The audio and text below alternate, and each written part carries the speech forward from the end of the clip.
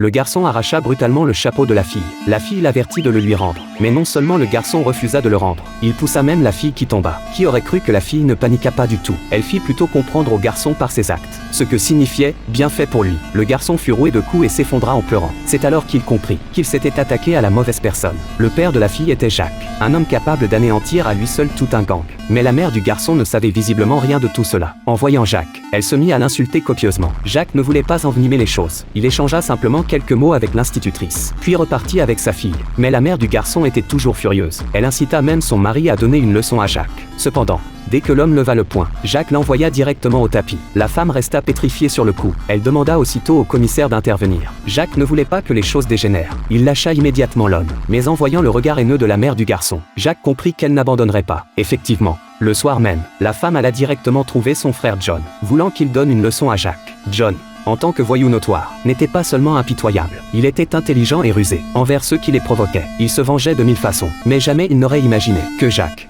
en apparence si ordinaire, était en réalité un policier infiltré. Il avait été infiltré auprès du grand méchant Bauer, et avait réussi à collaborer avec la police, pour démanteler tous leurs repères. Jacques avait voulu capturer vivant Bauer père et fils, mais il n'avait pas prévu que le petit Bauer se rebelle. Il fut donc éliminé sur le champ. Pour cette raison, Bauer haïssait Jacques à mort. Il jura de venger son fils. À cause de cela, Jacques commença à se cacher. Il emmena sa fille se réfugier dans une autre ville. Bien que Jacques ne veuille pas créer d'ennuis, l'institutrice lui dit que les gens de cette petite ville étaient très rancuniers. Pour la sécurité de sa fille, elle lui conseilla de se réconcilier rapidement avec eux. Jacques n'eut d'autre choix que d'aller trouver le père du garçon. Il s'excusa poliment auprès de lui, espérant que cette affaire s'arrêterait là. Bien que l'homme accepta les excuses de Jacques, John ne voulait pas lâcher l'affaire si facilement. Il fit venir ses sbires, voulant donner une leçon à Jacques. Les deux hommes à la station-service se moquèrent de Jacques sans retenue. Jacques ne voulait pas d'ennui. Il choisit de céder, mais ils ne le lâchèrent pas. Ils menacèrent même la fille de Jacques. Jacques n'en pouvait plus. Il frappa instantanément et mit les deux sbires à terre. Apprenant que ces hommes avaient été malmenés par Jacques, John réalisa immédiatement que son adversaire n'était pas ordinaire. Il s'introduisit discrètement chez Jacques. Il découvrit effectivement un dossier top secret.